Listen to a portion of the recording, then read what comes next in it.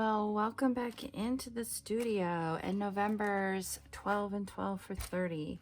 So I have pre-gessoed. I did put some tape because this is the center signature, and I don't want that to leak. So I have no clue what I'm going to do. So, that's pretty typical these days.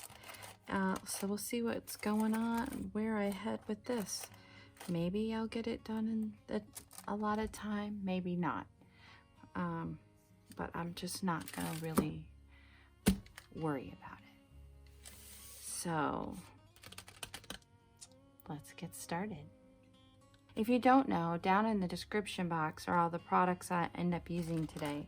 Well, I don't know what I'm gonna use yet, but when I go to do the editing, I will make a list of those and put links for either affiliate links or links to my shop, or links to people I know's shops if I use their product.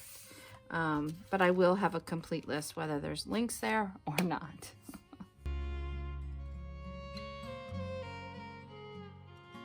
So my hope in putting down this shimmery goodness is that in the end, that will peek through.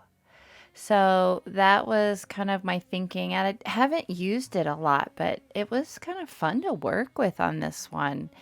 And here I am going in with this bamboo calligraphy brush. This is a number 6 brush. I do have the smaller one in my shop. And going in with some of this Blick liquid watercolor, just trying to get myself focused on the page and just see where that inspires me to move forward. Sometimes when I'm coming into a page that I don't have any ideas about, sometimes there's a lot of pre-play, and maybe that doesn't ever show through in the end, and maybe it does, but what it does is just helps me to know how to move forward, because really in my artwork, that's just an intuitive process. It just comes from what came prior to it. So I'm not quite sure why I went in with this watery gesso. When I first put it down, I was thinking of just leaving it on the page, but then my hand went and moved it around. And it really, the watercolor, of course, came through it. So it just kind of disappeared. But that led me to this Ikea paper, and if you've been watching around here for a while, you know I love this Ikea paper, although I think they've changed it a bit because it was a little bit thicker than normal, and it didn't melt nearly as nice as it used to, so I'm not quite sure, but it still was luscious and creates some awesome texture. So I started laying that down, just collaging it down in different areas using the fluid matte medium. It doesn't need anything really heavier than that because it is very thin paper. So that's where I went next.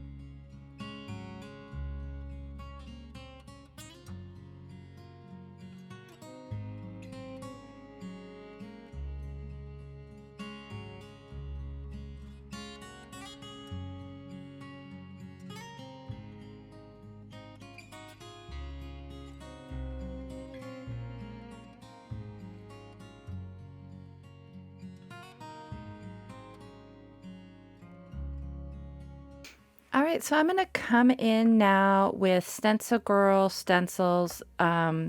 This is the September 2021, the small stencil. So when you do Stencil Girl Stencil Club, what you get is a 9x12 stencil, I think it's a 6x6 stencil, and a mini stencil. It's an M size. I think it is 4x4.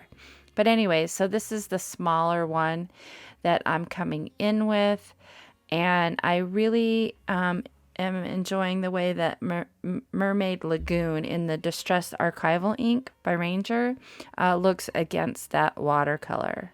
So I'm just kind of getting that put around the layout.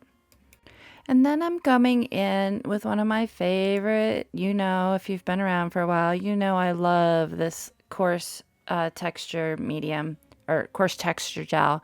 So I'm just kind of arbitrarily laying some of that down. I'm not even bothering to go in and dry it. I'm just trying to find some fibers that I like and pulling those out. And then I found a little bit of this cheesecloth. So yeah, of course, that had to be thrown into the mix.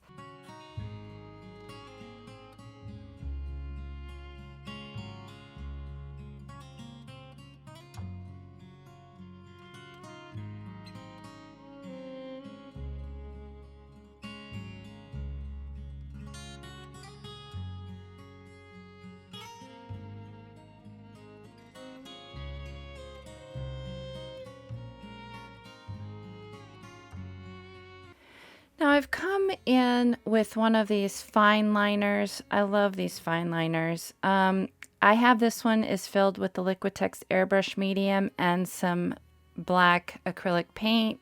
And I love how that airbrush medium reacts when water hits it. It kind of just splays, and I just really enjoy that. So I was just trying to get a lifting point of where to head next in this, because I was kind of lost, to be honest with you. I was trying to really not focus on time, because as you can see, the time is kind of clicking away there on me. And that really was like, okay, I need to pull out these sew flats. I've had them, I haven't used them, and I need to get into these. So I pulled out the cadmium orange, which is a nice contrast to the blue, and just kind of finger painted that around. What you don't see is that cheesecloth I am using to sop up any color that I'm laying down. And that's really on the side. I don't think I really showed that much, but I did use that cheesecloth to absorb some of the color. I love this sew flat. It's awesome stuff.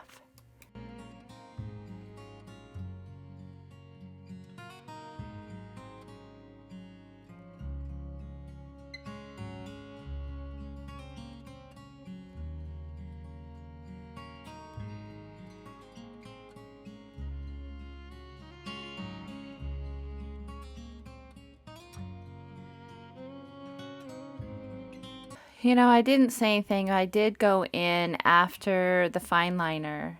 I did go in with a black Stabilo and just made some scratchy marks. And I felt those needed to be a little pumped up. So here I've used a piece of deli paper as a palette, and I've kind of scratched some of that Stabilo, and I'm just really watering it down and laying it down, letting it absorb into those areas where I had originally scratched some in, and just kind of pumping up the darkness on those pages.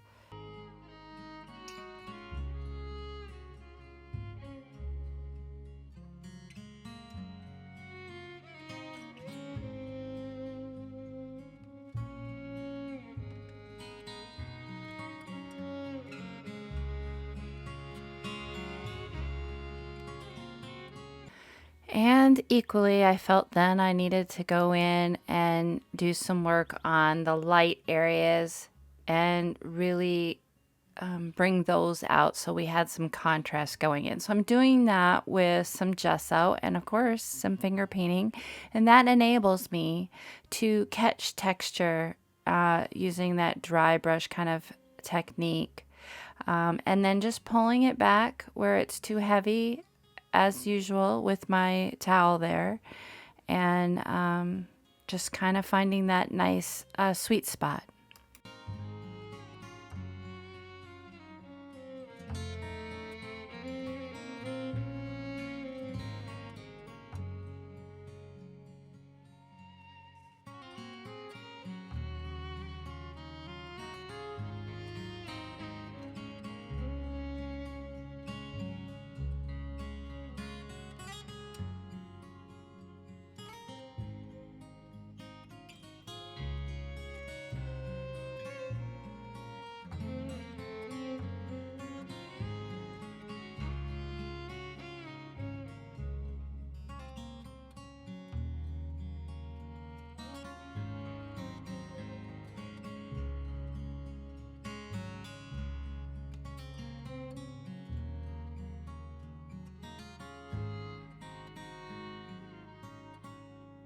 So I am starting to layer up for my focal point, and I've pulled out my bits box. These, you might recognize, some of these are things that I kind of put little bits together, and or I test something and I kind of save them. And sometimes they're very beneficial as focal points. So I'm just trying to find one that I felt would work with this layout. And this is one I used on a new technique I discovered using some gesso. You'll see that under Technique Tuesdays. There's a playlist. And then I was just looking for a quote or words to use on there. And I found some of the Ricky Tikki Tavi quote cards.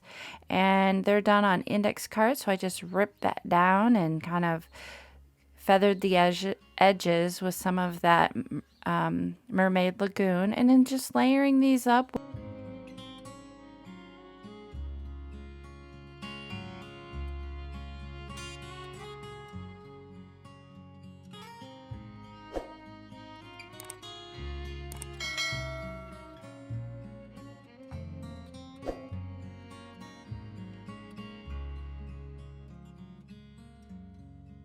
All right, so here's a little slowed down shot of all the shimmery goodness that's sneaking through.